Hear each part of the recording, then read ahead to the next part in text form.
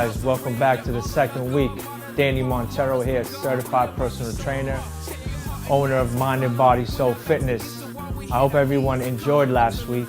Step by step, we're gonna increase intensity. Everything's gonna get better. We're gonna get right and tight. So we're gonna hop right into it. Okay, so the first thing we're gonna do is we're gonna start with a little warm up and dynamic stretching. All right, so here we go. We're gonna be in a wide squat, okay? And we're gonna squat. Don't let your knees go past your toes. And we're gonna come up. And we're gonna do this for 20 seconds, okay?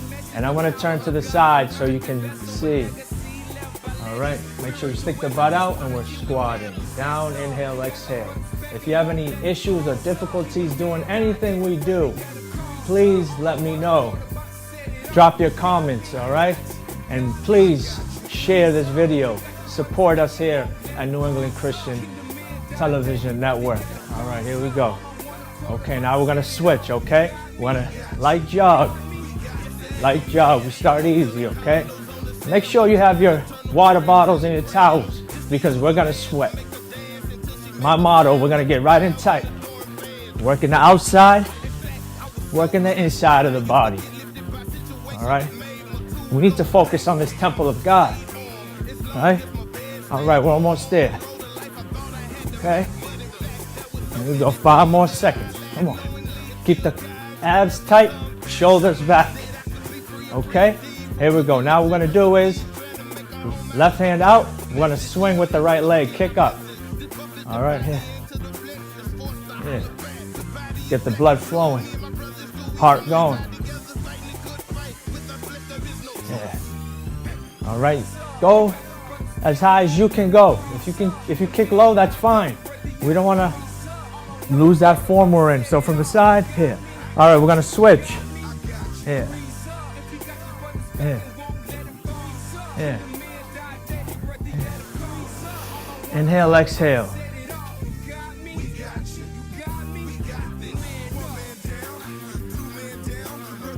Inhale, exhale, and kick. Pretty soon you'll be able to kick up here. All right. Okay, break. Good job. We're gonna take 30-second rest and we're gonna get right back into it, okay? Like I said, make sure you drop your comments, share this video. And if there's anything you need to see, let me know. I also do personal training, one-on-one and group. If that's something you're interested in, you can drop a message or send me a personal message at Danny Montero on Facebook or Instagram. Or, here we go, we're gonna get back into it, okay? Wide squat, toes out. All right, we're stretching the hip flexors. All right, if you can't find me at Danny Montero, look up Mind and Body Soul Fitness. All right, here we go. Keep it tight here. Keep the quads tight and strong when you come up. All right, see how my toes is out? Here we go. Make sure your butt is out when you go down. All right. Break. We went over a couple seconds. That's all right. Okay, now we're gonna jog in place. A little quicker this time. Make sure you're on the ball of your toes, the feet. All right. You don't want to be flat-footed. Right here, like we're jogging. Move that hand. All right. Like we're really on the track. All right, here we go. Now we're gonna kick. Left hand out. Swing that right leg up. Opposite hand to opposite feet. Reach for the toes if you can. If not, it's okay. Just kick low. You'll feel a good stretch. Inhale, exhale.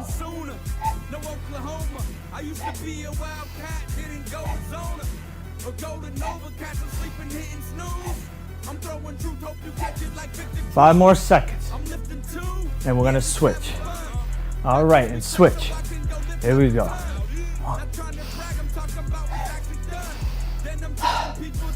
Inhale, exhale. Inhale, exhale. Inhale, exhale. About 5 more seconds. Take a 30-second rest. And then one more round.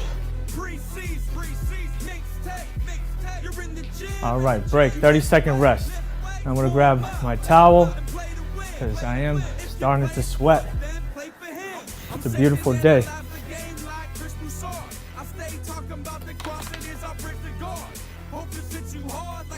You wanna stay hydrated. Like I said last time, you need a ½ ounce of water per pound of body weight. So if you're 200 pounds, you need 100 ounces of water. Sometimes you may need more, depending on the activities you're doing. Here we go. The activities you're doing and how much you're sweating. Here we go. Now we're gonna go a little faster. Down, up, down, up, down, up, down, up, down, up. Here we go, let's go. Feel the burn in the legs, good sensation. Up, down, up. All right, now we're gonna switch. We're gonna jog in place, this time a little faster. Move them legs, pump it. Let's go. Come on.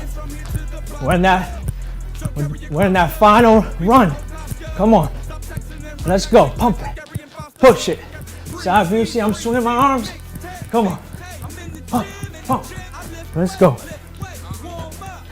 Let's go. I lost track of time, but that's all right. Come on. Run. Good. All right, here we go. Left hand out. We're gonna kick, swing. Now a little faster. Here we go. Come on. Last one.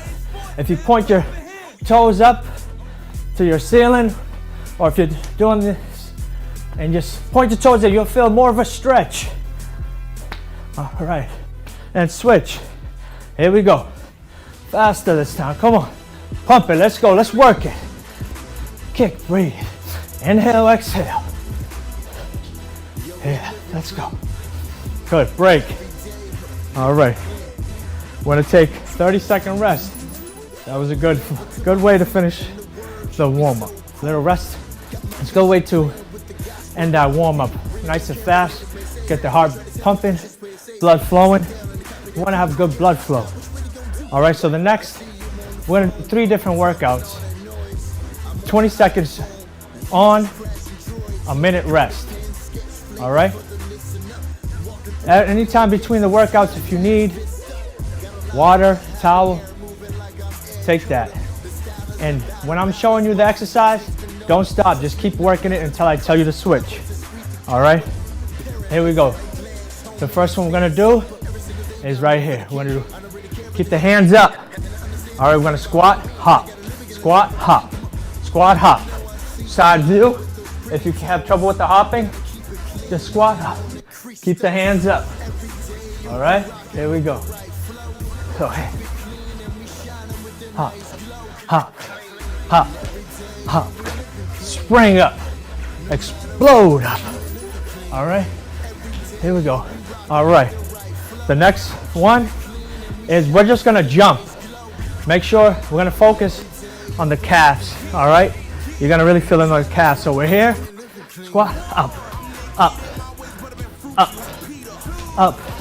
If you have problems doing that, you're just going to here, here, here, here, okay? So here we go. Here. Up. Oh yeah, feel the burn. Come on. 5 more seconds, let's go. Good job. Good job. And the next one, we're gonna hit the floor. All right, this is gonna work your core as well. Okay, so we're down in a high plank position. Okay, high plank. Keep the body here. You don't want to be up here, okay? So from here, we're gonna explode. Here, 1. Here, okay? If you have trouble doing that, step at a time. Make sure you're in a wide stance. All right? Here. Here. Okay? Let's go. Come on. Here. Drop that butt. Keep it strong. 5 more seconds. Let's go. We're working. Come on. Break. Good job. See, I'm already starting to sweat. Grab a chair or your couch or anything. Put your hands on there so your body's elevated and do the exercise. Wipe that sweat. Yeah, I'm sure you hear how I'm breathing. Inhale, exhale. Inhale, exhale. 15 more seconds. And keep moving. Don't sit down. You don't want the blood to rush into back to how it normally was. Because right now it's flowing, it's pumping. All right, here we go. We're gonna get back to it. All right, so when the wide stance here, hands up, set the timer, squat, hop, squat, hop. If you have trouble with the hopping, squat, up, squat, up. Let's go. Hop, hop, hop. Come on. Let's fight through this. We got this. 5 more seconds. Come on. Fight your way through this. It gets better. Come on. It gets easier. Good break. All right. Here we go. The next one. We're going to go down to the floor. All right. Here we go. Here and boom, boom. Here. If you have trouble doing that, step, step back, high plank, step, and you're squatting. Keep it low. Couple more seconds. Come on. Let's go. Break. All right. Break from that. Now we're gonna do what we're supposed to do the second time, but I switched the order. It's all right. We're gonna jump on the, jump off the toes. Hop, hop. If you have trouble doing that, raise up, raise up, raise up on the toes. Here we go. Come on. We got this. We're in this together. We're a team.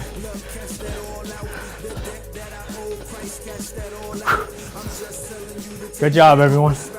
Minute rest. Like the Bible said, God is our strength. We're gonna get through this, right? Yes. Come on. Water. A little sip. Let me wipe the sweat.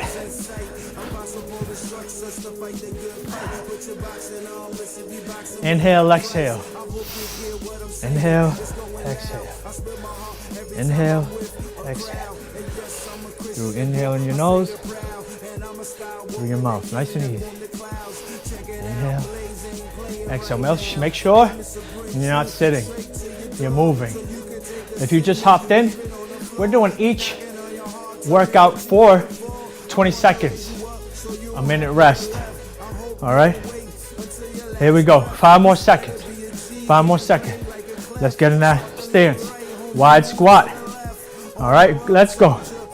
Squat, hands up, hop, hop, hop. Make sure you're sticking that butt out.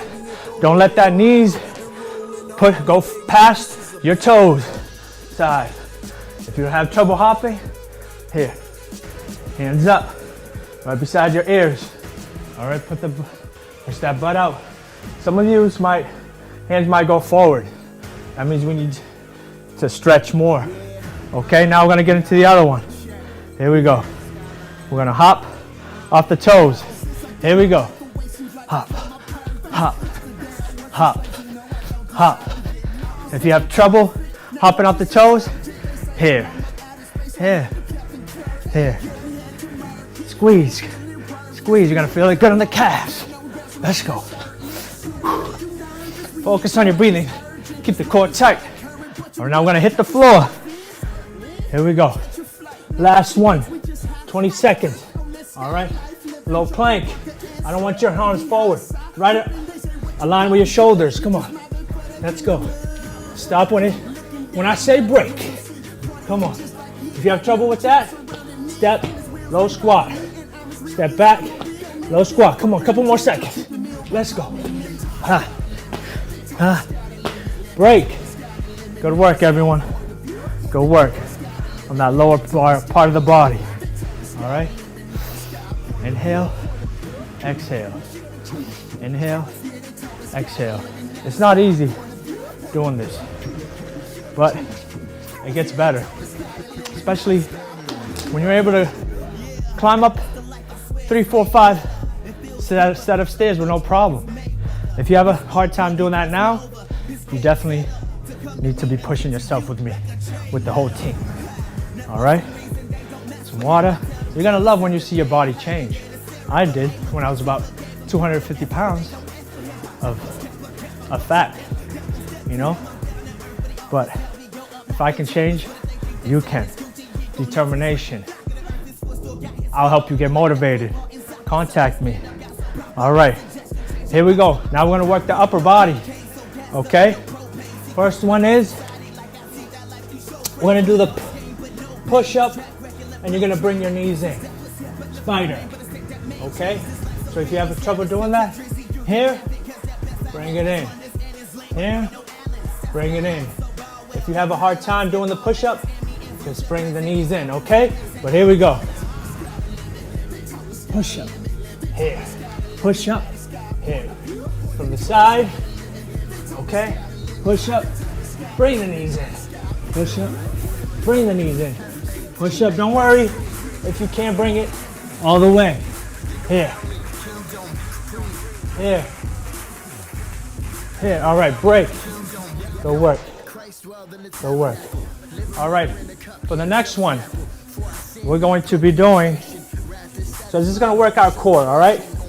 So you're gonna be in a high plank. You're just going to move forward in your toes. See this? Just moving forward. Don't try not to do this. Keep the body low. And you don't want to drop it to the floor. Even. Good. Keep the abs tight. Forward. Forward. Forward. Forward. Forward.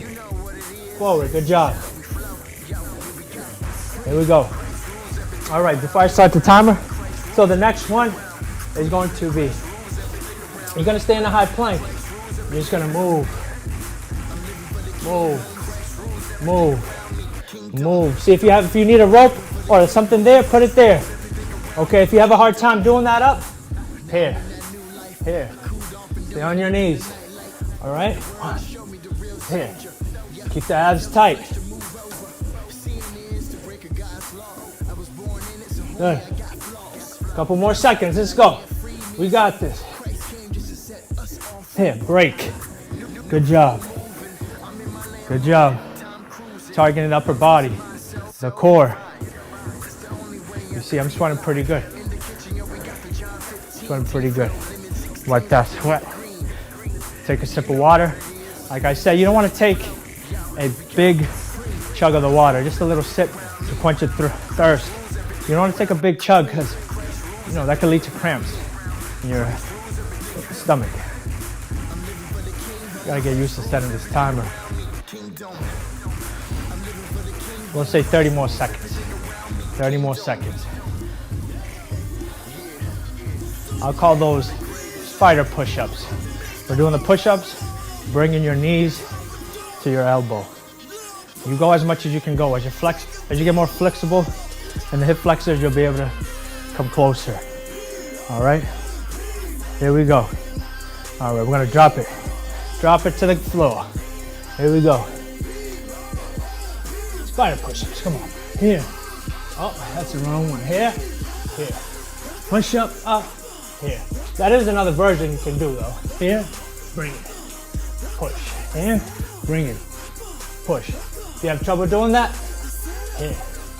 Here. Here. Here. All right, let's go. Here. Here. Come on, keep it tight.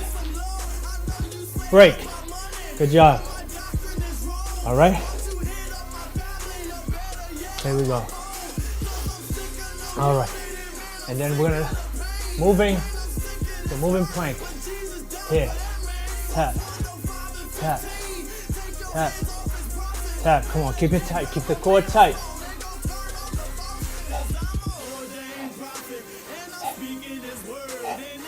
I know I switched the order, guys.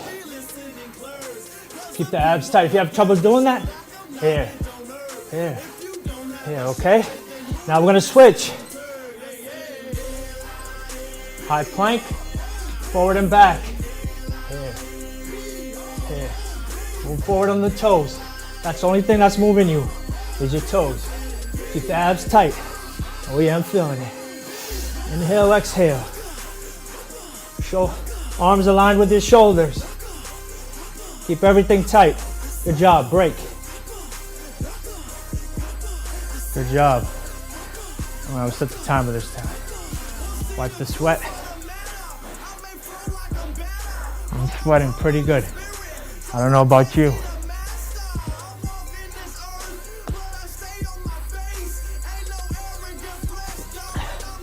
Make sure you comment on this video. Let me know what you think. Let me know what you'd like to see, what you'd like to target. If you have any issues, if you have any pain in your body, you might have to contact your physician or let me know. Maybe I can guide you. All right?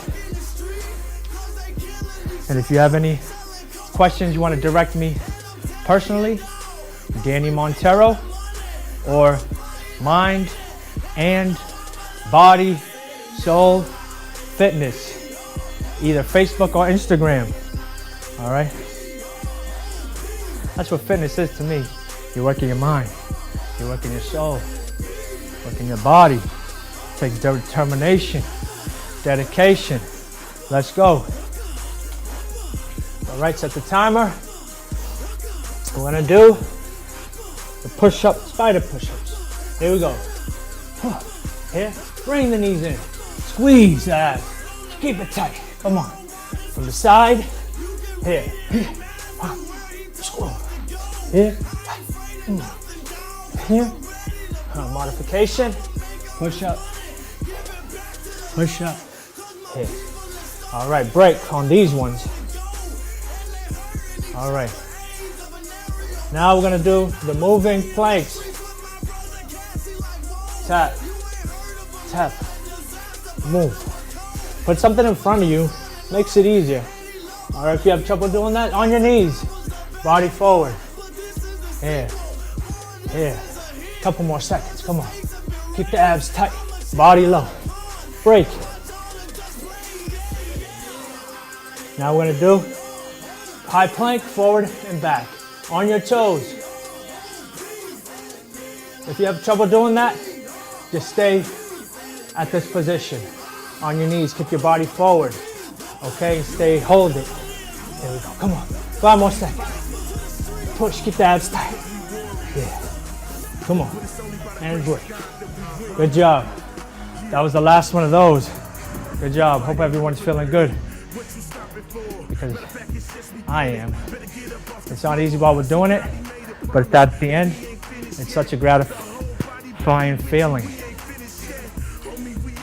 A lot of these things that I do, I don't like to do, but I do it, I push myself to do it so I can conquer that exercise mentally, and you can do it. Week by week, we'll step up the intensity level, all right? So the next thing we're going to do, we're going to work a little bit of the abs, okay? We'll just finish off with the labs. We're just gonna do probably 2 ab workouts, and we're gonna end with a stretching, all right? My favorite part. All right. You're not sitting. See, I keep moving, you know? I don't like to just sit still. Let's go. All right, here we go. All right. If you don't have your mat, that's fine. Just hit the floor, but I'm gonna grab my mat and we're gonna hit the floor right here. Okay? We're going to lay on your back here. All right? If you have any problems, pain in your neck or pain in your back, let me know. Or just keep your body down, okay? First thing we're gonna do is leg raises. So I'll make a diamond shape. It's gonna go near the butt in the upper part of my back and raise and raise. I like to keep my head up, but if you don't have to, you can keep it down, okay? Sorry, I forgot to set the timer, but that's all right. Keep it tight.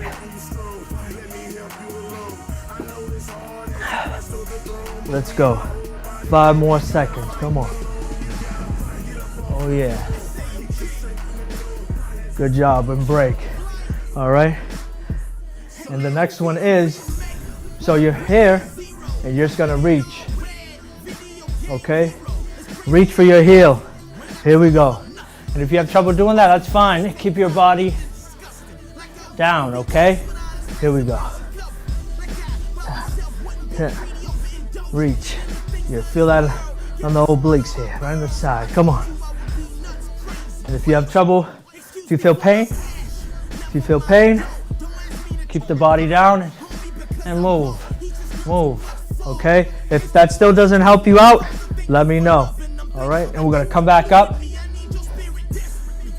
And we're gonna take just a 20-second rest this time. Okay? And then we're gonna do those same 2. All right, 20-second rest, and we're gonna do the same 2. All right, I feel the burn. Just from those 2 ab workouts. All right? These are the things, these exercises, you can do it pretty much every day. Okay? Every day. You know?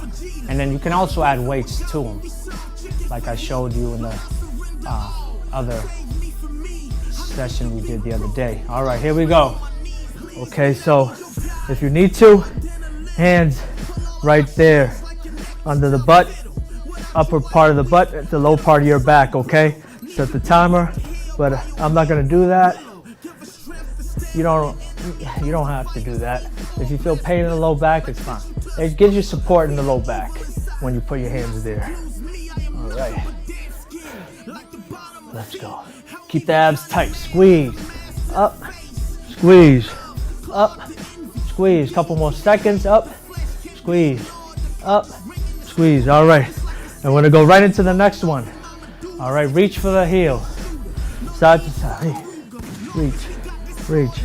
Reach. Reach. Reach. Reach. Reach. Squeeze. Squeeze the side. Squeeze. Reach. Reach as far as you can. Reach. Reach. Reach. Reach. Reach. Break. Job. Good job. All right. I wanted to save some time so I can show you some good stretches. All right. So the first one, your legs straight. And you're just going to reach for your toes. Okay. And reach there. Hold it for about 10 seconds. We're stretching out part of the calves and also the hamstrings. All right, and if you pull your toes back, you'll feel even more of a stretch. All right, hold it. Come back up. Inhale, exhale. Inhale, exhale. And we're gonna go back and reach. If you can't touch your toes, that's fine. Just grab the ankles or the calves or whatever you can go. It's okay, as long as you feel that stretch. It's very important to stretch for your mobility, helps the blood flow. All right, especially as we age. You don't want to limp, you know? So you stretch and that helps preventing a lot of injury to your body, keeps you mobile, flexible, very important. 5 more seconds, just hold it. Push the toes back if you can. If not, just push it back yourself, okay? All right, the next one is, you're going to... Well, I did a poll this week on Facebook that many of you responded to. Many people that I haven't talked to in years responded to that I didn't even know I was Facebook friends with. You notice how that happens? And I asked about some of their favorite TV shows and movies. And so I'm going to say a few of them. And if this is a show that you grew up watching or you like, I just want to create a little bit of energy in the room. Feel free to cheer or clap or just give a whoop or whatever you want to do, okay?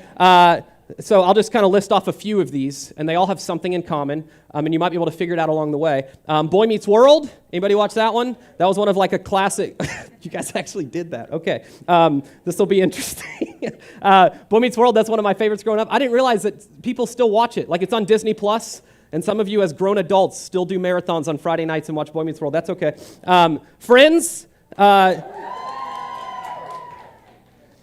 a fan. Never got into that show. Stranger Things, a few of us, yeah? Here's a local favorite, Cheers. No, okay. Seinfeld? Yeah? There we go. Parks and Rec? That was one? Yeah. That one got a yeah. All right. The Sandlot? Here's some movies. The Sandlot? We all know The Sandlot. We can all agree. If you're ever arguing in a family conversation, just watch The Sandlot. You'll be fine. That brings everyone together. Stand By Me? Anybody grew up watching that movie? Stand By Me? It's like a classic movie about friendship, right? And seeing dead corpses and stuff. Harry Potter? Everyone yeah, there's like an amusement park for it, so we all know Harry Potter. Thank you for all that you've done in our lives, Harry. Lord of the Rings? Yeah? Oh, mixed reaction there. And then, of course, Stephen King's It. That was one of them. I was like, I guess that works with the theme of what we're going for. All of these TV shows and movies, they all kind of revolve around this idea of a friend group, right? Like, we're drawn to stories about friends. And we're even as kids, as adults, we love watching TV shows and movies that are central to a group of friends that are sharing their lives together. Because I think we all want to have that. Like, no one has to teach us as a kid when we're in elementary school, hey, you're going to want to find friends, right? That's just ingrained in us. It's something that we all long for, something that we all desire. And it doesn't matter what age you are. I think we all desire that. We all want that. And we're coming out of a series right now called Relationship Status, where we looked at the different relationships in our lives and how we can develop healthier relationships with our families, in our marriages, with the people around us, the people that we work with God. And we intentionally skipped over friendship. And you may have noticed that. And that's because we wanted to do an entire 3-week series just on how we can develop healthier friendships. How we can develop the kind of friendships that are described in the Bible, extraordinary friendships, because I think we all long for that. And we see that in the movies that we choose to watch, in the movies that we love to go back to, in the shows that we watch over and over and over again. It makes us feel good because we want to have that in our lives too. Everyone wants to have great friendships, but so few of us actually do. Like, a lot of times we watch these shows, and we watch these movies, and we say we want that, but we know we don't necessarily have that yet. There's all types of polls that show how, like, the older you get, the harder it is to make friends. There was a poll of 2,000 adults that says the average American has 3 friends, 3 actual friends. The average adult, 18 plus, has 3 actual friends. So not talking about acquaintances or people that they walk by when they're at work, but 3 actual friends. Of those that were polled, 82% said that it is really hard to find lifelong friends. And I think we can all resonate with that. Like, that's really difficult to do. It's easier said than done.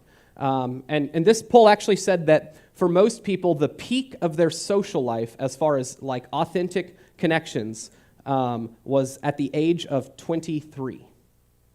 So if you're older than 23, it's all downhill from here, baby.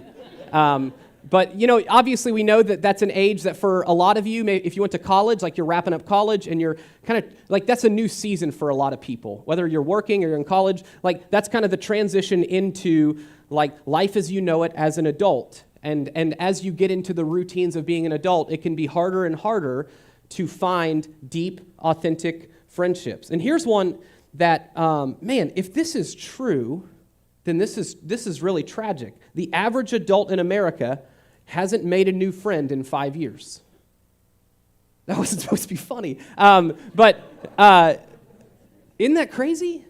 I think that the church, we slant that stat in a good way. Like, I think if you're a part of a church like this, I think that we naturally connect with more people, and we naturally make more friends because we're committing to more. Like, we're committing to coming to this. A lot of you are committing to coming to a small group during the week, a life group, and meeting new people. So I think that for a lot of us, that stat's not true, but that is a reality for most people, that it's just hard to make new friends, that friendships are complicated. And what I find kind of ironic is that every single one of us wants meaningful friendships, yet it's hard for us to find, right?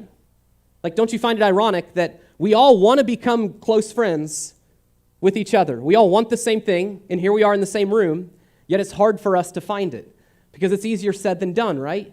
You can't force it. Like when I went off to college and freshman year, and there were some students in the room that had a friend from high school that they were roommates with or whatever, but for the most part, everybody's kind of socially starting over and you're going new. Everyone wants to be friends. And so in the back of your mind, you're thinking this will be easy because we all want to be friends. So let's just hang out and play poker every night and watch Family Guy or whatever. That was like a big show back then. I don't know if that's still on anymore, but like that's what we do. And then you realize over time, like you can't just force friendships. Like the true, authentic, honest friendships that we all long to have, it's not like you just turn to a stranger and say, "You want to do that?" Right? Like it takes the right connection, it takes the right effort. And so what we're going to be talking about the next few weeks is how. Like how can we get there? How can we overcome some of the barriers? Because it's not as easy as just kicking open your door and saying, "Anybody want to be best friends?" Right? Right? It's not. It's harder than that. And life is hard without them. So if you have your Bibles, we're going to look at two passages that look at friendships. Ecclesiastes chapter 4 is the first one. Ecclesiastes chapter 4. And this might be a passage that you have heard before. And if you heard it, you probably heard it at a wedding because this is commonly used by pastors or who's ever officiating the wedding to talk about marriage. But Solomon, who wrote Ecclesiastes, he wasn't just specifically talking about marriages here. I think it just as much applies to marriages, but it also applies to friendships, to any type of companionship that we all long to have. Ecclesiastes chapter 4, here's what it says, verse 7. "I've observed yet another example of something meaningless under the sun. This is the case of a man who is all alone, without a child or a brother, yet who works hard to gain as much wealth as he can. But then he asks himself, 'Who am I working for? Why am I giving up so much pleasure now? It's all so meaningless and depressing.'" That a lonely life is a sad life, right? Like we know that. And so our goal in this series is to help you to overcome the barriers in our lives, in your life, so that you can have extraordinary friendships. So that you don't have to watch movies and watch TV shows to see what a true, healthy friend group looks like. Having even one or two close friends, best friends, like the ones described in the Bible, can change everything about your life. And I'm just going to give you a disclaimer here. This week and the next few weeks, I'm going to be brutally honest. Because I'm tired of seeing Satan take a group of people and turn us into individuals. And I'm tired of seeing Satan fill our head with lies that we're never going to find friends, that you're always going to be lonely, that you're on an island. And he does it for every single one of us. There's not a person in this room that doesn't struggle with this. There's not a person in this room that doesn't struggle with insecurity. There's not a person in this room that at some point, after you're hanging out with friends, doesn't on the drive home say, "Did I say something weird there?" We all do that. And I'm tired of the enemy separating us. So I want to push us on this. Because we all know that if we can get to a place to have the kind of friendships that are described in the Bible, then not only will it make our lives like more content, more joyful, but it'll help us to grow in our faith. It'll help us to accomplish the things that God has put on our heart. So what does it take to find an extraordinary friendship? What do I need to do? That's what we're going to be looking at. Verse 9, it says this. "Two people are better off than one, for they can help each other succeed. If one person fails, the other can reach out and help. But someone who falls alone is in real trouble." It's kind of like when they say, don't walk through that neighborhood alone at night, right? Because that's a dark place. Or don't walk on campus alone at night. Or don't go hiking by yourself, because we live in a dark world. Well, in the same way, spiritually, don't walk through life by yourself, because we live in a dark world. You need someone to watch your back. Tim Ferriss, who's written a lot of books, like 4-Hour Work Week, The 4-Hour Diet, The 4-Hour Everything, whatever. He says you are the average of your 5 closest friends. You're the average of your 5 closest friends. The 5 people that you spend the most time with, if you take those 5, and so you have one of those is maybe a little bit healthier, and one of those is maybe the least healthy, you're the average, right? And some of us, if we're being totally honest, we need to raise our average. Like we need to, if we're going to be honest, the truth is we could all raise our average a little bit. So this isn't about kicking out friends in your life. It's thinking of Who are the people that you're the closest with, and how are they helping you to grow?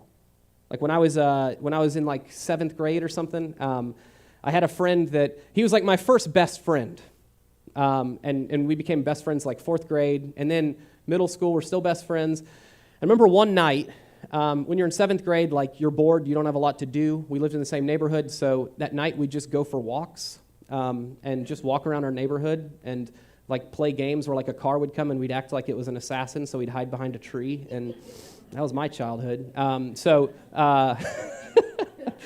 Yeah, you see why it was hard for me to make friends. And I had a best friend named Kevin, and I remember the night that I knew, like, this may not be the best friend for me. We were walking past a house that, like, one of the girls from our middle school, she lived there, and I don't know why, but he knew that their family was out of town for the night and that they weren't coming back till the morning. And so he had this great idea of hopping the fence and turning on their sprinklers and just letting it run all night. And we did that, and like it wasn't even funny prank. Like, you know, some pranks just aren't even funny. They're just like mean. It's like, let's slash their tires. It's like, that's not a prank. That's vandalism and a crime. Like, so we did that, and the whole time, like the logical Stephen is thinking like, this isn't even funny. This is just like gonna raise their water bill a little bit. And like we won't even see their reaction. They'll just come back and they'll be like, oh, I think we left the sprinkler on. And then they'll turn it off. And I remember thinking then, like, I don't know if Kevin's the kind of guy that's going to help me succeed in life. I think some of us need to evaluate, if we're being totally honest, the people that we call our closest friends, whether it's by accident or on purpose, the people that you're the closest with. If we really are the average of those, are those the people that are helping you to grow closer in your faith and helping you to succeed in life? So I'm not saying you need to stop being friends with them. I'm saying you need to be wise in who you choose to call your closest friends.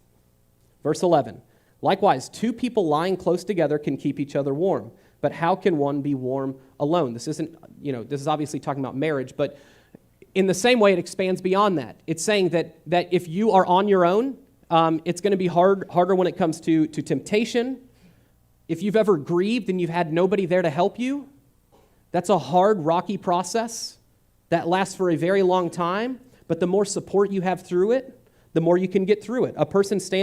Verse 12, a person standing alone can be attacked and defeated, but 2 can stand back to back and conquer.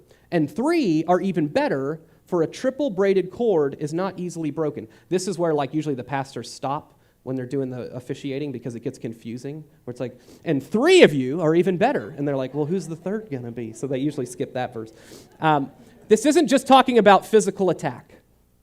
How many times have we been attacked by our own emotions? Right? Every single one of us right now, if we took 2 minutes and we thought, what's the biggest lie that Satan has tried to convince you of right now, you could think of that.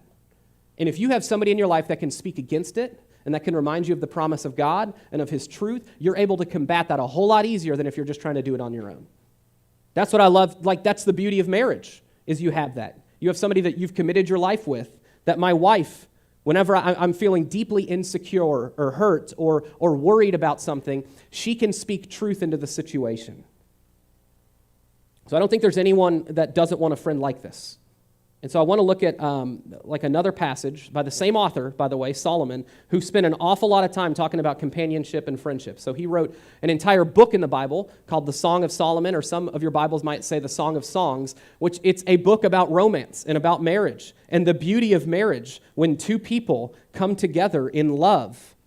So he writes a whole lot about it in a whole book. He writes about it in Ecclesiastes, and then he writes about it in another book he wrote called Proverbs, in Proverbs 27.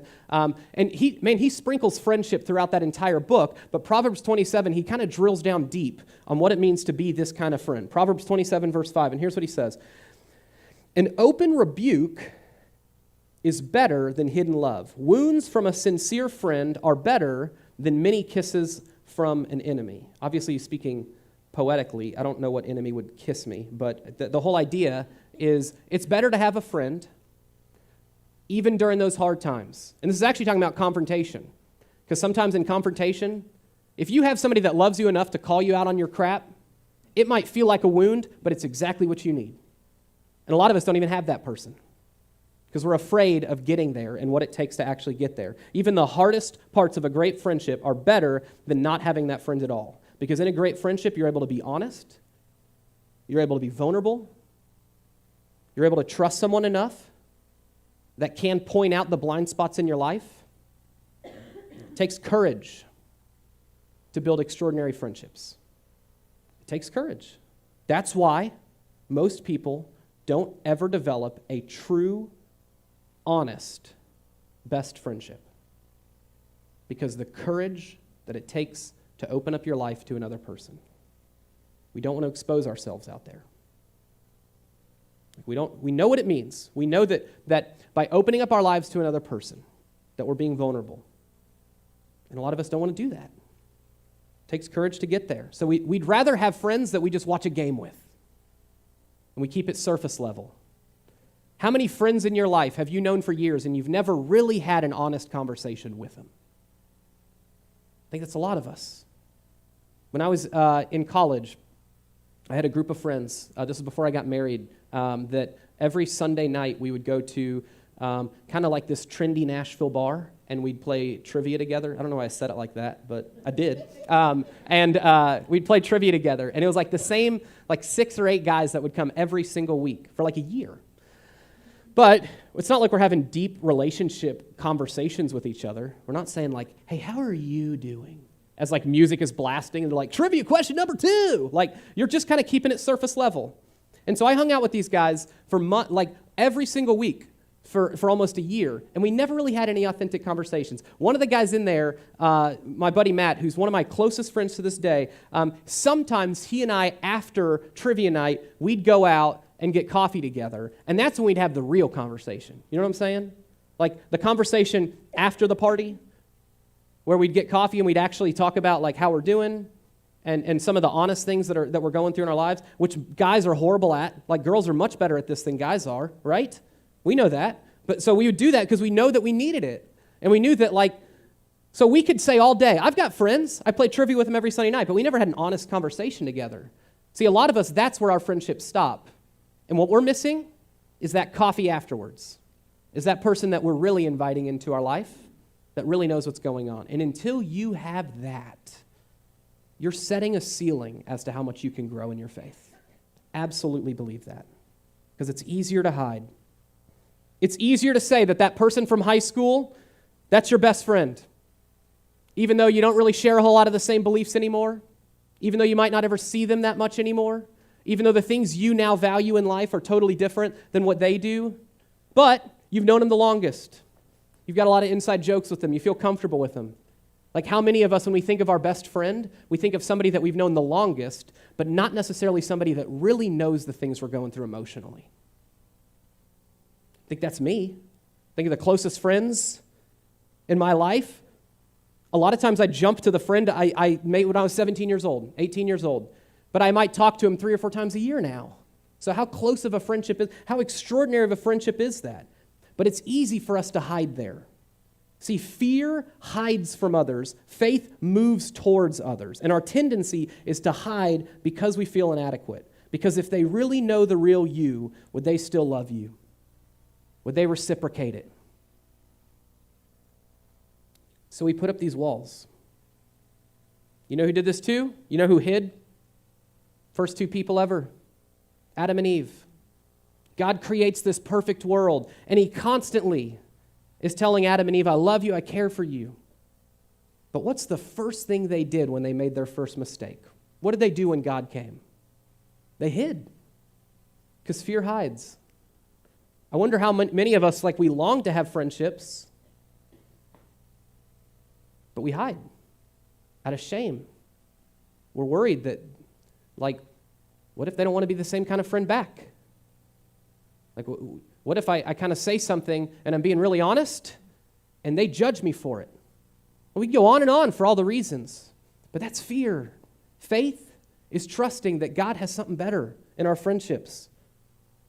Verse 9, the heartfelt counsel of a friend is as sweet as perfume and incense. Solomon's such a good writer. And it takes time to get to this, right?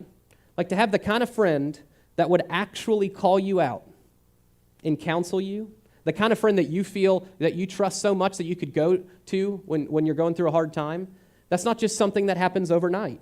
To get to this level of friendship with someone where they can help counsel you through deep situations, it takes time.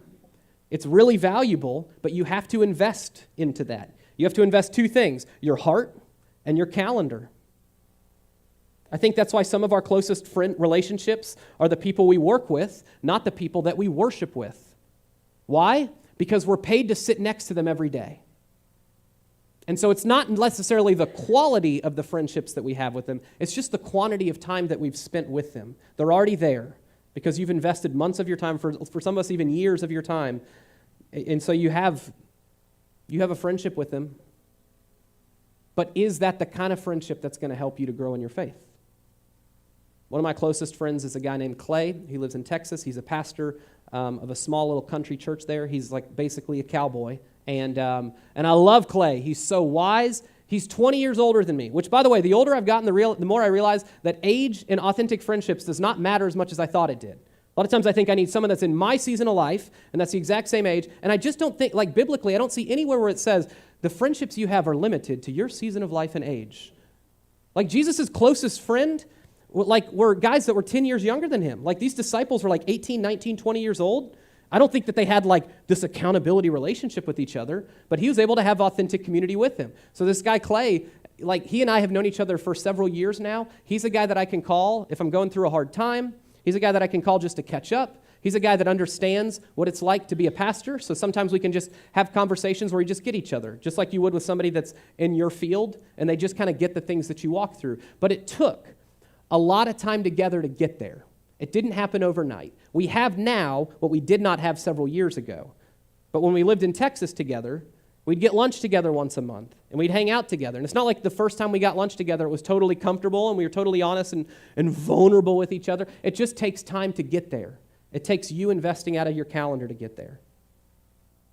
Now, I want to give you a heads up of 2 reasons why some of you won't ever have a healthy close friend unless you overcome these 2 things. The first is this. You've already reserved your closest friends' slots for people you've been friends with for years, since childhood or high school, because you've known them the longest, even though they may not share any of the same values or beliefs you do. And you know, when you think of what it means to have truly like a healthy biblical best friend, you know that that person does not have the capacity to be that for you. But they have one thing that the other people in this room or the other people in your life don't have, and that's tenure. You've just known them longer. And so as a result, you have great memories with them, but you really aren't sharing in your spiritual journey with them. Honestly, that's a barrier because you have limited what a close best friend can be. And I'm not telling you kick them to the curb, but I'm echoing what it says in 2 Thessalonians 3. Now, dear brothers and sisters, we give you this command in the name of our Lord Jesus Christ. Stay away from believers who live idle lives and don't follow the tradition they received from us. What he's saying is, in your faith, it's so important that the people that you most closely associate with, that you're inviting into the inner circle of your life, those are people that are truly living out the same faith you are. Those are people who value the same things. Those are the people that will understand the sacrifices you would make for Jesus. Because if the people that you're seeking counsel from don't value those things, they're going to counsel you away from God, not towards Him. So you need people that when God does call you to do something really generous, something that doesn't make sense, something that's sacrificial, something that the people in the world who don't follow Jesus just wouldn't understand why you do that, you need somebody that does understand why you would do that. Because you're putting God first, not your bank account. The series is not about you replacing your friends. The series is about you being more intentional about choosing your closest friends, those best friend slots, the people that you can really go to for everything. So that's the first barrier that a lot of us need to overcome. The second one is this. I said I was going to get brutal. Most of us are just far too lazy with our friendships. Amen? If we can all agree on it, then we can't get offended. The ones that don't say oh, amen, they're just mad at me. That's okay. Thanks, Richard. For being totally honest, most of us invest far too little in the people around us. Like, how often do we actively reach out to our friends to hang out? Because I think it's really easy for all these stats that we talked about at the beginning, for them to become a reality, because life is so busy that we go through a month and you look back at the month and you may not have hung out with like a friend and had an authentic conversation in the entire month. And if you just keep having months like that, it's not going to be any different. Now, there are some of us in this room that do have the kind of friendship that we all want to have. And you're in the minority. I think a lot of us, I'm not saying, hey, we're all lonely and we hate our lives. I'm not saying that. But I think most of us, if these stats are true, if what Harvard Business says that 84% of Americans struggle with loneliness on a monthly basis, if this is true, I don't think there's anybody in this room that would say, I'm set on friends, I don't need any more. I'm busting at the seams, I got no room for you. I don't think anybody would say that, because I think this is something we long for. And I think God designed us for this. So we fight for it together. The last verse is this. This is the goal. This is what a great, healthy friendship is. Proverbs 27:17. As iron sharpens iron, so a friend sharpens a friend. So the question you need to come back to is this. Who is sharpening you? Do you have a friend who's helping you to grow in your faith? Like committed to helping you grow in your faith. Not like we go to church together, but do you have a friend that has actually made the commitment to helping you to grow in your faith? Because that's what this series is all about, is finding the friend that sharpens you. Not just the friend that keeps you company, not just the friend that you have fun with or that your family likes to vacation with. Those are important too. But do you have a friend that sharpens you? The friend that helps push you, the friend that helps you to grow in your faith, the friend that looks out for your marriage, the friend that texts you because they haven't seen you in a month and they want to make sure you're doing okay. Do you have a friend like that? The friend that makes sure you don't burn out. Do you have a friend that watches your back? That's the kind of friend I want, and that's the kind of friend I want to be. And it takes time. It takes time to build extraordinary friendships. It does take courage, but it also takes time. Just like a dating relationship. Like when you're trying to build an extraordinary friendship with someone, it takes months and months of investment. It's not just one great lunch. You're not just one great lunch away from having an honest, vulnerable friendship where you open about everything in your life. And that's where it can get frustrating, right? You have to invest lots of time to get there. So you might have to go through 6 months of mediocre. You might have to get lunch and hang out with somebody and like start to have those conversations, even if they're a little rocky at first, but you're building something. Just like in a healthy marriage, you're building a marriage. It's not like once you say your vows, it's like, we're set, we're good, right? You're building it. Don't be the person that proposes on the first friend date. Like, that's kind of weird, right? First time it's like, hey, just want to get down on one knee. I want to be your best friend. Like, that weirds people out. Don't do that, right? There was a girl before I dated Katie that the first time I hung out with her, it got weird because she got serious quick. I was like, I forgot your last name. What are you saying again? And like, we had dinner together, and then afterwards we hung out for a few hours, and she's a really nice girl. And after, like, we were talking, and then she started to talk about, then she took off her glasses. I'm like, oh, crap, how do I get out of this? And finally, she's like, God gave me a prophecy of who I was going to marry. And then these long pauses. I'm like, and what did God say? And no joke, here's what she said. She looks me in the eye, and she goes, you know. I'm like, I know I got to leave now. Because this is the first time we ever hung out, and I don't see this going the same direction as you. You can't jump into it, right? That's my point. You can't jump into it with dating. Some of you freaked some girls out, guys, because you went serious way too early, all right? Same with a friendship. It takes time. So I think there's two groups of people in the room here.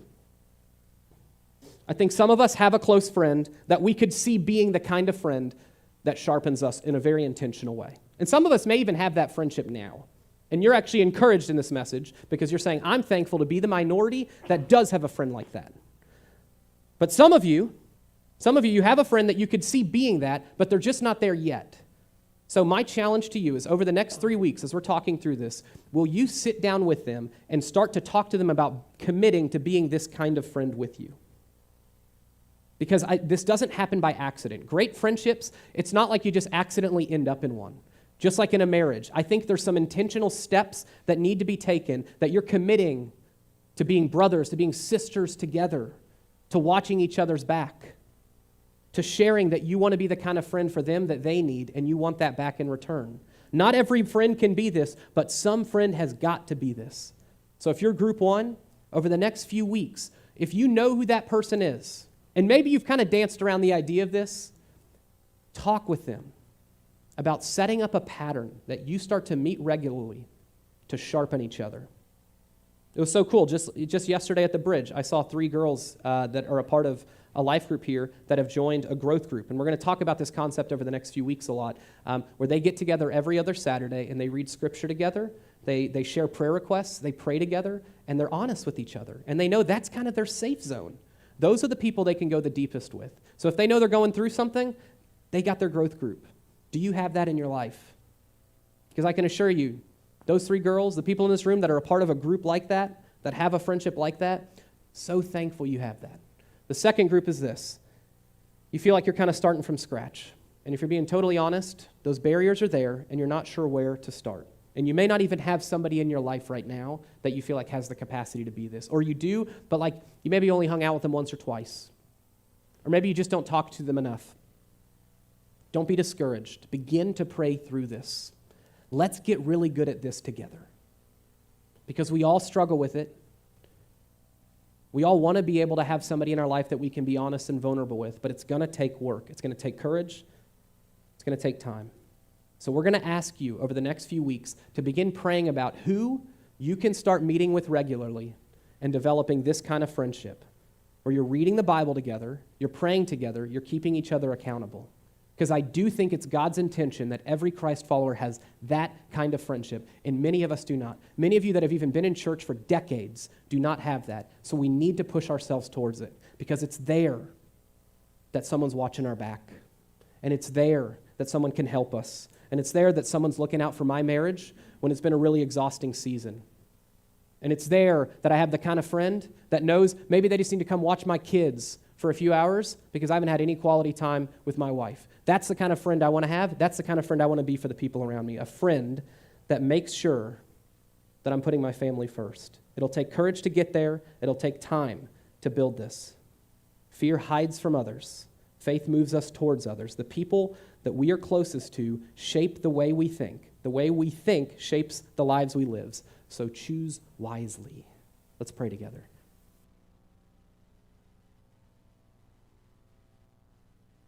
Well, I did a poll this week on Facebook that many of you responded to.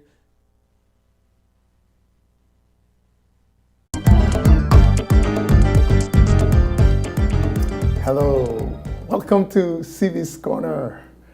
Another beautiful Tuesday, and I'm so happy that you could join us today. And I am overjoyed because I have with me another wonderful young man who has been in my corner for over 30-something years. Another Buccaneer, another graduate of CVI, UVI, University of the Virgin Islands. And I'm talking about none other than my good friend and buddy, Dr. Dennis Tyrrell. Welcome to CV's Corner, Brother Dennis. Thank you. Why don't you say hello to the audience? Thank you, CB. Thank you for welcoming me to have this time together and to share some thoughts with your audience about coping with COVID-19. Well, thank you for coming, and I just want to let the audience know how far we've known each other. Yeah. You and I got to know each other in the early 80s. We were dorm mates at the University of the Virgin Islands, College of the Virgin Islands then. At the time. And we were the Scorpions. And that's what we were called. That's right. And as it happened, I migrated to Boston, and then you came up to Boston, and a few years later, and we started. You started to be a member of my church, and your wife and my wife, being in the same profession as dentists, have become very good friends, and so our family is just interconnected. That's right. Yeah. So it's a pleasure to have you, my brother. Thank you. And you have done well, and I'm proud of you, and I'm honored to have you in my corner, like I said, literally and figuratively. Let me just tell the people about your accomplishments, a little bit about that. Of course, you are from the island of St. Kitts Nevis, and of course, you migrated to St. Thomas, where he attained his BA in 1980. 1988, yes. And then he attained his master's degree at UMass Boston, and then his PhD at Boston College. And so, Brother Dennis, I call him brother because he's a member of my church, and that's what we say at church. We call each other brother and sister. So you'll hear me call him Brother Dennis or Dr. Dennis. So that is interchangeable. And so you have been doing counseling for quite a bit now, and you have your own private practice. Correct. And you also do some counseling at Brandeis University. Yes. Tell us a little about that. Yes. Myself and another graduate of Boston College, Martin Pierre, founded Ashmont Counseling back in 2008. And it's been a small practice. There's 3 of us in the practice, and we're located in Dorchester. We wanted to be in the neighborhood and offer first-rate, excellent service. And I would say that based on how busy we are, the community has embraced us, and they value the service that we provide. And I do that part-time, and on the other 2 days, I'm at Brandeis University in the counseling center. And there I'm a part of a much larger staff, and so I appreciate, how they say iron sharpens iron, so I appreciate being a part of a bigger staff there. And I wear a couple hats there as well. I'm the co-director of training. We have a training program where we train up-and-coming psychologists and social workers, and so I co-direct that program as well. Well, that's awesome. You are giving back to the community. That's great. And it's interesting that I think it's for me to mention that you are a Christian psychologist. You are very proud of your Christian heritage. And how do you navigate through the psychology of things and being a Christian and believing in God and believing that God can heal and all of that? How do you navigate through all of that with people of different faiths maybe, or people that don't even believe? Firstly, I would say that my faith grounds me. In order for me to do the work that I do, I have to believe that there's a force that's greater than myself, to help me sit with a client who would describe their deepest pain, and me being able to say there is a source that I'm tapped into that helps me to be the presence of love and the source of healing in that interpersonal interaction that I'm having with a client. So for clients who are also Christians and who believe in God, then I tell them from day one then that God can be in the session with us. If someone doesn't believe in God, well, I was trained as a secular clinician, and so I have the tools, to just work with them and help them to get better. Doesn't mean I don't pray for them, but I won't do it in the session. Right. Whereas someone who believes, we pray as part of the session. Of course, and of course, the things that you'll tell them, from my little understanding, by the way, I minored in psychology, so I know a little bit. The things that we speak from a Christian perspective is not that far away from the psychology that you're trying to teach. The love, the positivity, the believing in yourself that you can accomplish and you can do stuff. It's not far-fetched from what we believe as Christians, that I can do all things if I would only believe. Right. And from my perspective as a psychologist and a Christian, I see them, like you said, as interconnected. There are some who practice as psychologists and who don't necessarily believe. But I don't see a contradiction between me having an active faith and being an excellent psychologist at the same time. All right. Well, that is great. That's a good introduction, because we really want to talk about mental health as it relates to this COVID-19 that we're experiencing. Can you just give us an overview as to what is mental health, what it is all about? Mental health, for example, from a wellness perspective, means that you are having the resources to manage the stresses, the typical stresses that come up from day to day. As long as we are engaging with family, we're engaging with community, we're interacting with others, there are going to be opportunities for friction, for misunderstanding. And so that when we have that confidence that we have the resources to cope, then it says that we are experiencing good mental health. There are times, though, that based on the environmental circumstances, based on biological forces or genetics, that ability to cope with life, that ability to take the stress of life can become overwhelming. Mm-hmm. And that's when mental functioning starts to deteriorate. That's when you see a higher level of anxiety or maybe depression. Or someone may have gone through some really horrific things that have been traumatizing. And so now the brain being traumatized, that colors how that person experiences the world.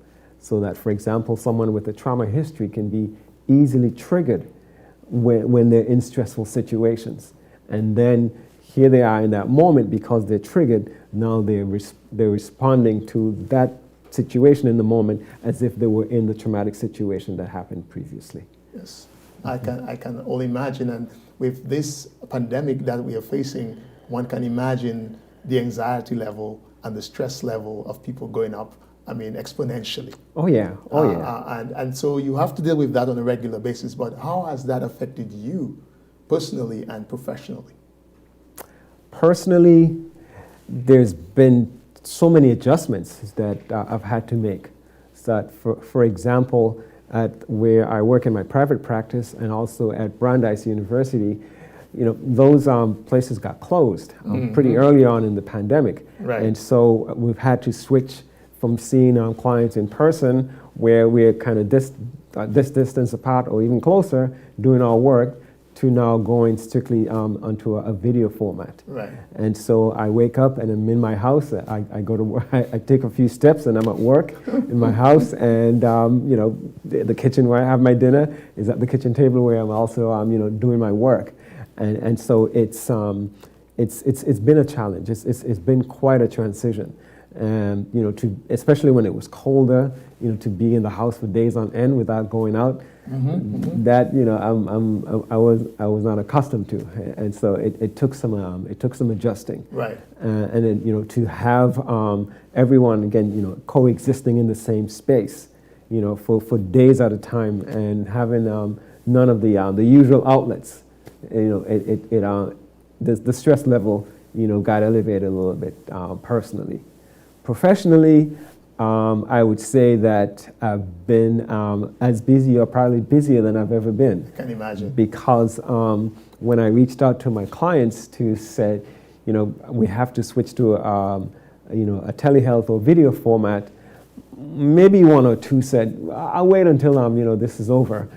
But by far and large, everyone agreed to switch to the video format. And whereas in the past, I had maybe like a 10% no-show, these days everyone shows up. Oh wow! Because there's nowhere to go. There's nowhere to go. Yeah, people are home, and also me being another outlet, for my clients in these stressful times, to become a welcome resource.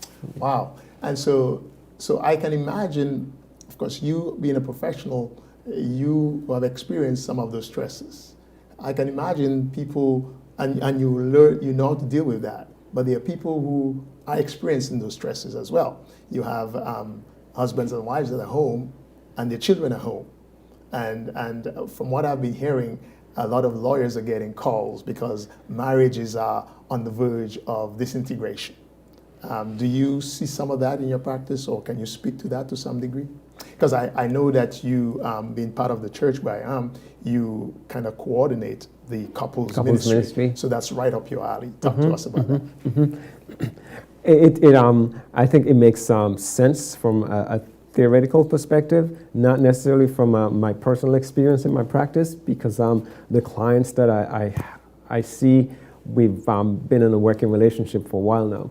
But in terms of understanding, the trends from a conceptual perspective, I could see why, you're saying, attorneys are getting busier, because if a couple is in a marriage and there has been some stress within that marriage, what they've learned as ways of coping, maybe not healthy coping, but that coping that involves some being able to distance themselves from each other. Now here they are being in the same space, living and working from home, for example. Right. And so whatever strain that was in the relationship, that's going to bubble to the surface, and there is no outlet to then say, well, I'm going to go and go do something fun, or I'm going to go and shop, just as a way of getting some space and getting some distance. So the things that have in the relationship that were problematic,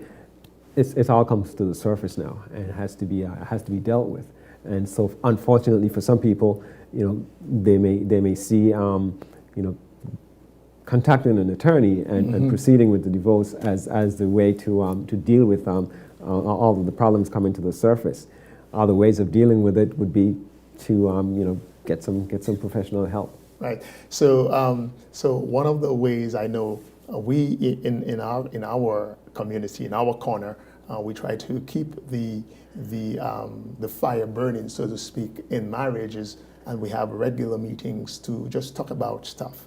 And so if you're not really talking about it, as you indicated, things kind of build up over time, and then it just blows up. And I know every individual has their own personal scenarios, and I'm not asking you to treat anybody in 20 minutes or 10 minutes. But one of the things we talk about when we do meet is knowing your partner's love language.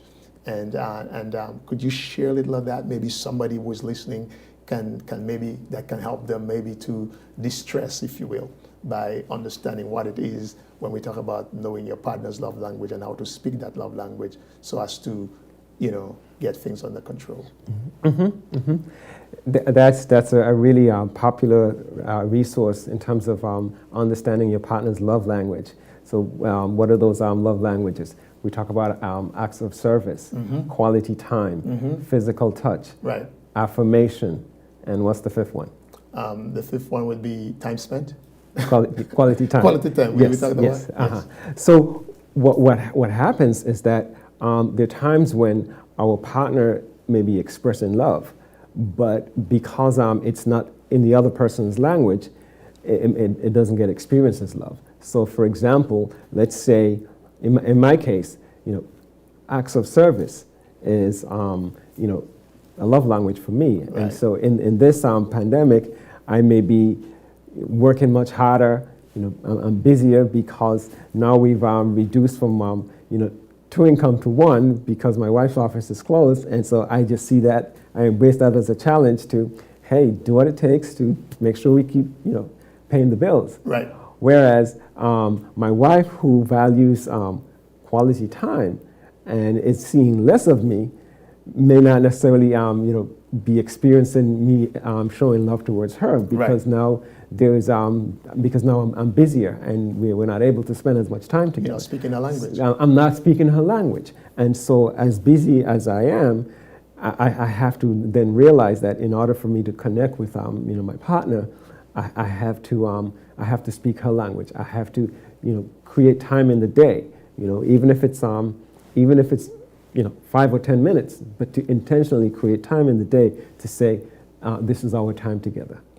Or let's say, my partner's love language is gifts. That was Right. the fifth one. That's right. Then, when I'm going out, to do the regular shopping, again, because that's something that needs to be done, but taking that minute to say, you know what, let me stop by the florist, or let me get a nice gift or a card, to say, here, while I was out, I got this. And so even though it does good for me to think that I'm going out to get the groceries to feed my family, it's going to mean a whole lot more for my partner if I'm coming back with a nice gift. It shows that you're thinking about her. Right. All right. And right. so loving her in the way that she can respond. That's right. And I'm glad you said that, because sometimes we think, well, geez, I went out and buy groceries. Isn't that good enough for her? But that's not her love language. Right. She doesn't mean she don't appreciate the groceries. Right. But the fact that she wanted some quality time spent, that's important. And so that's one of the things that we as husbands and wives that are listening, you need to know what your husband's or your spouse's love language is and speak it often. I try to relate it to regular language. I say, if my language is Creole, speak Creole to me. Let's understand that. To put it in a way to understand. If all I understand is French and you speak in Spanish, we're not going to go anywhere. Right. So Right. the love language is the same thing. So great. And so we see a high incidence of disconnect and stress levels growing up, because I think one of the reasons is because people are not, they're not speaking the love language of their partner, right. and especially in this crazy time, things are just getting worse. Right. So if you're listening and you know what your partner's love language is, please speak it. If your husband cut the grass and he loves the compliment, let him know that he did a good job. And of course, if your wife loves flowers, even if it's $5 worth, buy some flowers, because that will help decrease the stress. All right. One of the things that I've been hearing on television and among my circles is that this COVID-19 is affecting people of color in a disproportionate way. Can you talk to that to some degree, and how can we deal with that? Yes, unfortunately, we're hearing that in communities, especially in the larger cities, we're noticing that individuals of color are becoming victims of COVID-19 at a much higher rate. What we understand is that there has long been health disparities where people of color may have less access, to quality health care. That's right. And so that when there are already underlying existing conditions that are not being, treated adequately, then along comes, a virus such as COVID-19, and so individuals who are already, having, some health risk now become even more vulnerable, to becoming susceptible to the disease. And so it's been so especially in I don't know for the community mental health, we tend not to talk about, so people know that this is something that we ought not to be ashamed of. It is a disease like any other disease, and we need to seek professional help where we have to. I am saying that because I have heard, a lot of younger people get a job and stuff like that, and so the anxiety level has just skyrocketed, and some people just going to keep all of that stress. And so, give us some ways to distress and how to control those kinds of scenarios. But certainly, these are really stressful and uncertain times, and like as you mentioned, college students. I have some students on my caseload over at the university who are in that same situation where they're graduating and they've sent out hundreds of job applications, and because so many businesses are closed, they are having a really difficult time getting responses back, and so the level of stress is exponentially higher. Right.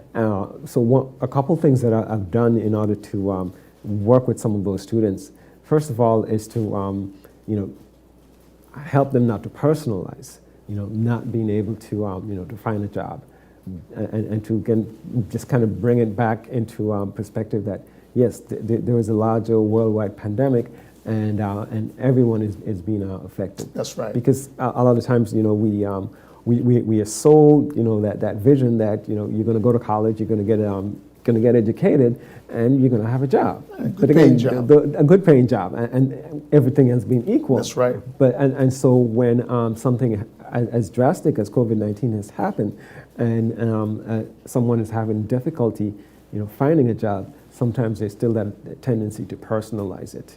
Well, maybe I'm not trying hard enough. I'm not sending out enough applications. So to really validate that the stress is real, that they're going through. Right. And then also to to encourage them to open up and tap into other supports, tap into other help that's available, reaching out to other family members. So again, that they're not alone in dealing with the inordinate amount of stress that they're going through. Also, being a part of a support group where if they're able to tap into, for example, the university's career placement center, so that they can be in connection with professionals as well as other students who are on the same journey, on the same path, looking to find the next steps. And sometimes also just, being okay with, well, I may not work, Right. for a few months, and I may have to go back home when that was not part of the plan. Right. And so being able to, roll with those adjustments, because everyone is forced to Right. do that, in this season. So it's not just you and something is done wrong with you. Correct. It's something that nobody planned for, nobody knew. I mean, the toughest people are experiencing it. Governments that have been known to be leaders of the world are caving under this thing. So it's okay to be vulnerable. Yes. And so part of what you were talking about is ways of coping. So we call that healthy ways of grieving. Can you expand on that a little bit? In terms of grieving, I want to take that on as a separate issue. Okay. But just in terms of coping with the pandemic, one of the things that I find myself encouraging my clients over and over is to kind of monitor their intake of the news. Yes. Because whenever you turn the TV on, or you turn on your social media devices, there's tons of information out there about the impact. False and negative and all kinds of stuff. Go ahead. Yeah, and for some of my clients, I can see from week to week, their stress level rising. And when I ask, how much of the news that you're consuming, and someone was saying, I watch it all the time. And so part of the homework was, please take a break. Take a break. Go home and just get the headlines for like 30 minutes or 15 minutes, and then have that be it. So being able to monitor how much you're taking in, concerning the pandemic. Also having healthy outlets. So for example, I know as busy as I am now, and being in the house, one of the things that helps me is getting out, weather permitting, twice a day. Early in the morning, starting the day with a walk, and then later in the evening, going back again, just to having that kind of rhythm, having that kind of Absolutely. Outlet helps me to kind of burn off some of the extra stress. Also, being in community. As this pandemic has prevented us from gathering, in small groups or at each other's houses, or in a couples ministry. What I've really come to value is tuning in on a Sunday morning and listening to our service online, and at the same time having a chat where I'm hearing from other members that I haven't been able to see for a long time, or even we've switched the format, so whereas we used to meet in each other's houses, for our small group meetings, now we do that via Zoom, And again, that's a way that that we stay in right. touch with each That's other. right. One of the beautiful things that we're noticing, even in our couples ministry, is that since the pandemic, we're meeting more often now than we did before. And more people are participating. And than more they used people to are before. participating. Whereas before, sometimes we would have meetings when it was cold out, but then as soon as summer came around, the schedules got so packed That's right. that we were not able to meet. And I'm really encouraged, that we're prioritizing meeting through the Zoom format. Well, that's great. And as you were mentioning, yes, you have to do things that will keep your mind occupied on other things, like taking walks and then just concentrating on nature and listening to the birds and the wind as the leaves are rustling, and you concentrate, and I know for me, I do regular walking, and then as I walk through the mountains, I think about who created this, who put the sun in place, and all of that reflects back to it is God, and He is in control of pandemics and diseases and everything else, and no matter what it is we are experiencing, we will get to the other side. That's my mantra. I will get to the other That's side the hope, yeah. because God is with us. So so thanks for those are good advice that we can follow, and I appreciate you bringing that up. Okay, so what are some of the evidence that we'll see and we can say, well, that person is really experiencing anxiety? There's anxiety, but with this COVID stuff, what are some of the signs that we're seeing? Whether it's your clientele or whether just in general, that we'll see that we can identify that person is going through some anxiety, and therefore we can do things to treat that.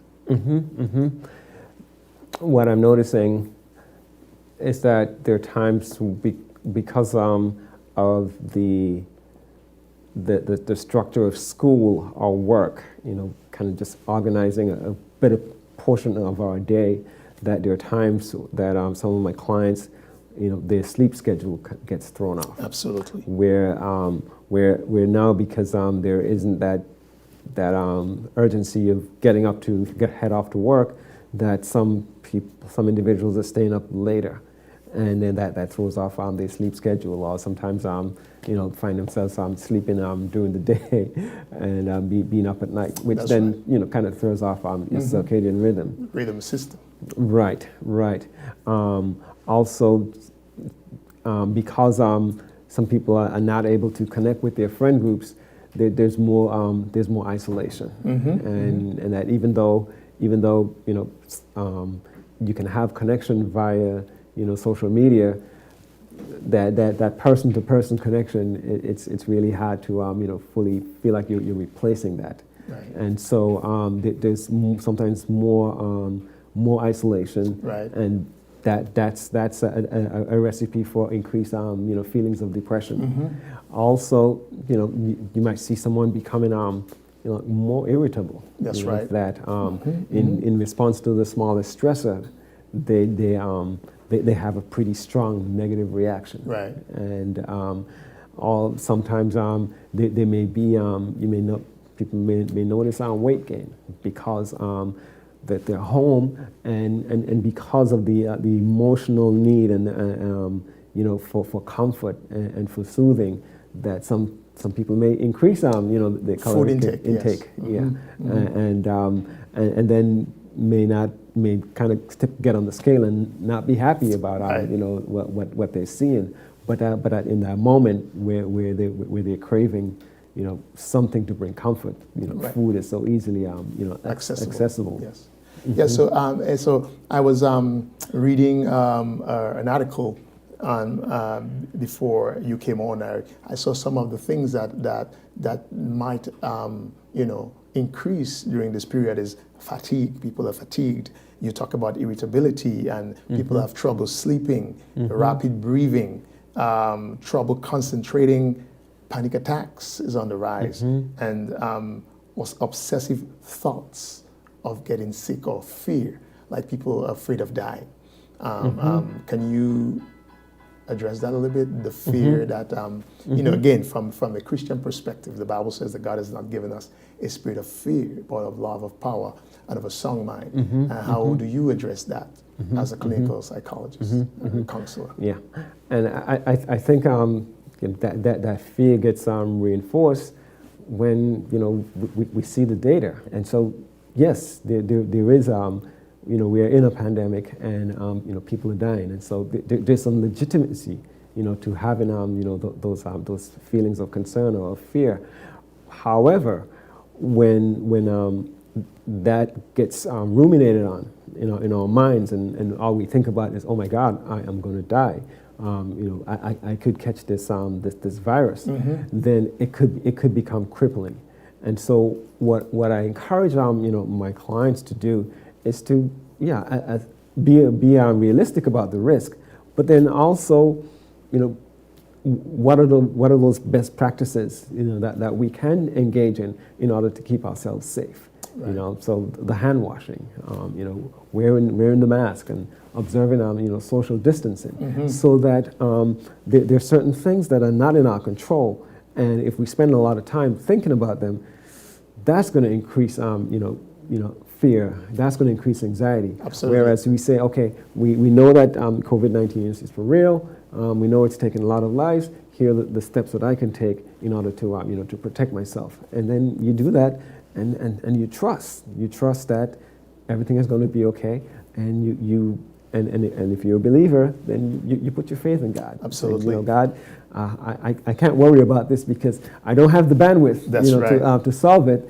So this is an example then of me just kind of what the scripture says, casting my care on you. That's right. And asking that you will protect.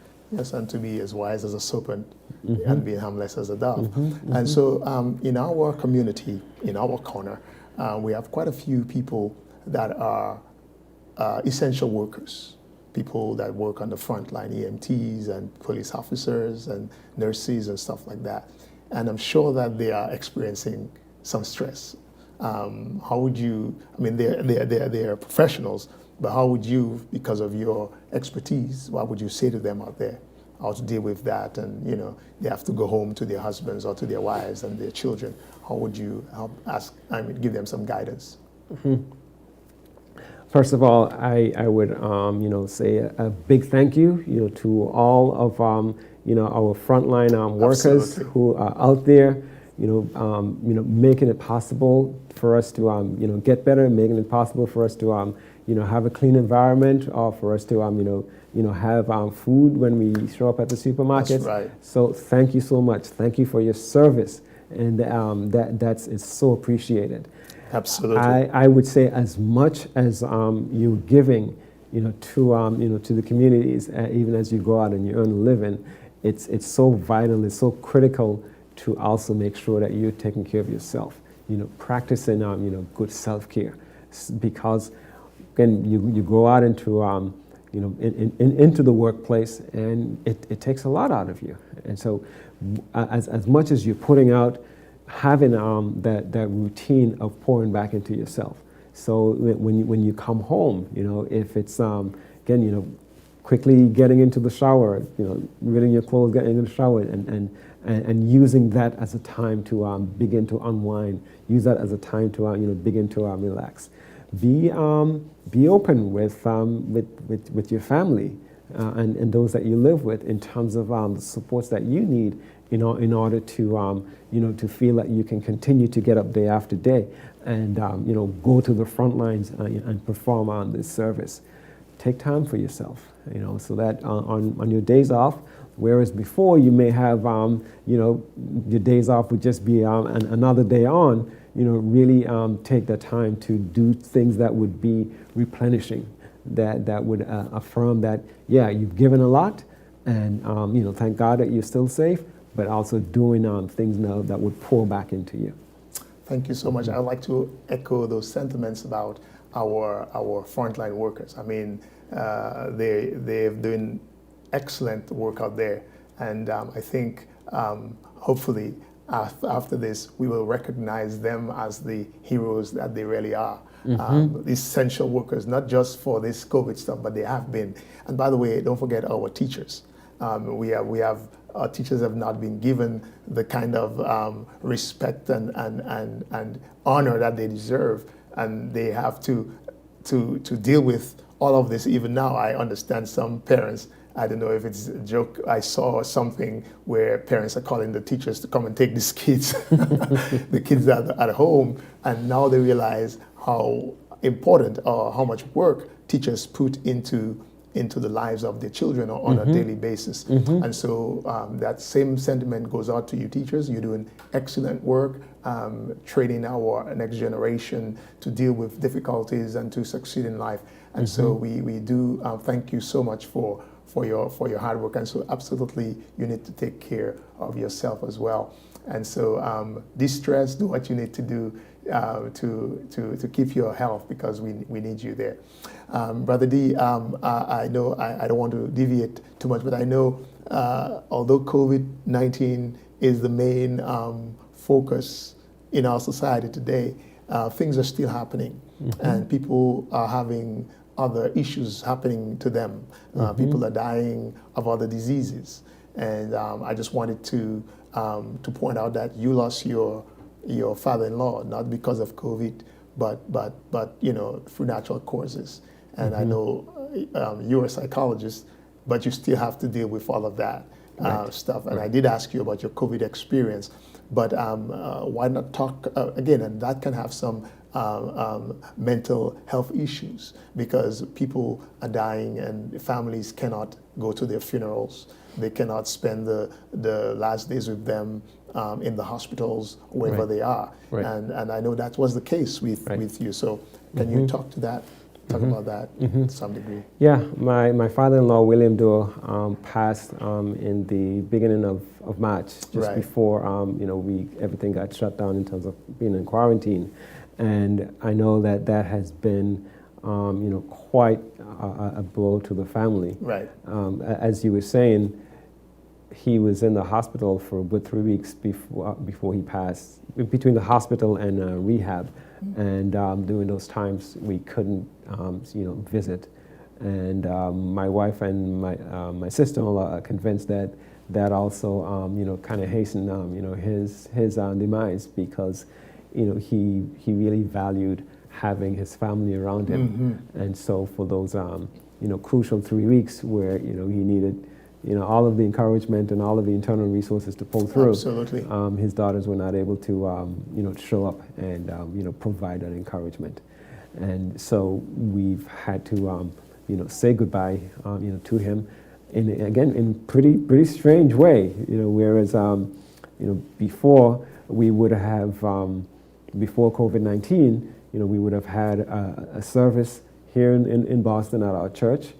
Because he lived here and he was part of the community, and then what we would have done was to fly the body to Nevis and have another service and ultimately a burial there, and so that would have given us a time to really have the whole family just come and rally around each other, and have the community rally with us.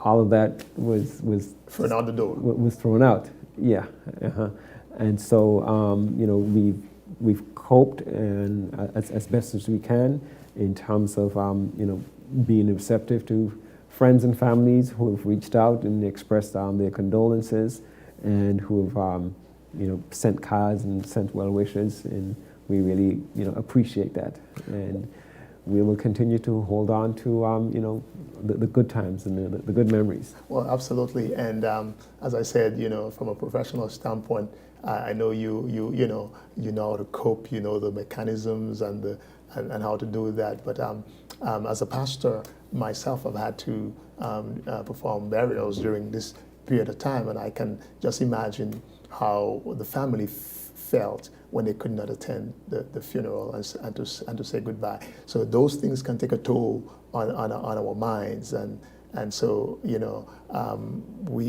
CB's Corner is a place where we inspire and we encourage, and we we speak positivity. And so all of this is to help us to cope with those things that we are dealing with on a regular basis. Of course, in this short span of time, we cannot address every personal situation, but I just wanted to just say out there that, as Christians, as children of God, we have to understand that even when we go through some difficulties, and this is a difficulty that we have never experienced before, it can throw a lot of people off. And people question their faith, and people, why is this happening to me, and so on and so forth.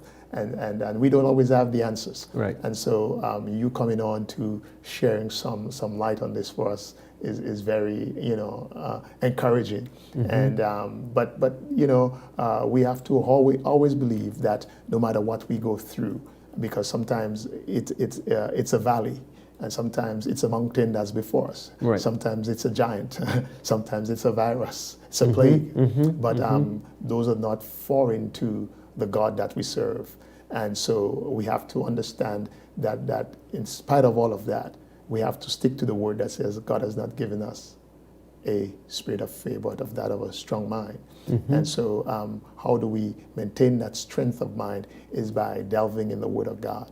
And using common sense, being wise. So how we deal with difficulties in general as Christians, as children of God. Of my clients have said that this is a very tough time, but there are also opportunities available. And so one person said they intend to come out of her being determined to come out stronger was her getting back into a relationship, with God. She Amen. said that, she grew up in church, and this situation has just kind of encouraged her and motivated her to, start reading her Bible again. And because she realized, what a source of comfort, That's right. it has been for her. And later on, when I checked in, she had also reached out and connected with a pastor who, whose church she attended once, and even though the person lives in a different state now, geographic location is no longer an issue. It's not a barrier. It's not a longer a barrier, and so she was so excited to say, on a weekly basis, she gets together with other women, who are also, trying to deepen their relationship, with God. And so my encouragement would be, yes, this pandemic is scary, it's overwhelming, but when you can tap into a source that's bigger than you are, and where again you can say, look, I don't have the bandwidth to think my way through this, but I will put it in God's hands and use like you said, the commonly understood practices of staying safe. That's right. Do those things to stay safe, and keep trusting that we will get through this. Amen. And use this as an opportunity to just kind of further build your faith, further deepen your understanding and your relationship with God. It's also a time to someone said he was going to start picking up the guitar, learning to play the guitar. He's going to go out and buy one because again Music the music soothes, and now that they don't have the time that they would spend commuting back and forth to their jobs, since they're working from home, they have a little bit more time, and one of the things they want to do is to pick up the guitar. So there might be a skill that you've been wanting to learn, and so with all of the time being spent at home, since you're going to watch less TV, do less social media, those are the times to set aside to build and practice that new skill. Absolutely. So that when we get through this, and you can look back and say, yes, it was a scary time, but you know what? During that scary time, this is something that I learned. That's right. And so it would be nice to also have that positive memory, coming out of this scary experience. Awesome, indeed. Indeed, thank you, Brother Dennis, Dr. Dennis Stirrell. And absolutely, the mind is, as somebody said, a battlefield. And that is where a lot of our fear and other things originate. So what you build in there is what will come out. So if negativity come out, that's what you're going to have in your life, negative. But if positivity comes out, that's what your life is going to be like. It does not mean that things are easy. It does not mean that you're not going through difficulty. It means that you're going through the difficulty, but it's not going to overwhelm you. Right. You're going through the struggle, but it's not going to defeat you. You're going to bend, but you're not going to break, because God is with you. And so when you go through the valley, like David says, yea, though I walk through the valley of the shadow of death, I will fear no evil, for God is with me. Yes. And when I face my giants, like David did, oh, you come to me with your javelin and sword, but I come to you in the name of the Lord of hosts. And so we have those resources from a Christian point of view to look back upon, to realize that plagues have come before, and the children of God overcame, not because of their own strength, but because of God being with them. And so this is to encourage you who are listening, who have joined us, that as a child of God, you will overcome because God is with you. And if you are listening, but you do not know the Lord as your personal Savior, maybe you should try Him. He will help you to overcome the stresses of life, the anxiety that you feel. He has come that we might have life and that we might have it more abundantly. He gives a peace that passes understanding. It's something that, well, it passes understanding. We don't understand it, but it's what we feel when we put our trust and our confidence in God, because He will see us through. Though we go through the waters, and we are going through some very deep waters, we will not be drowned. Though we go through the fire, and the fire is hot, we will not be burned. And though the waves are just boisterous, we understand that our God can speak to waves and they listen.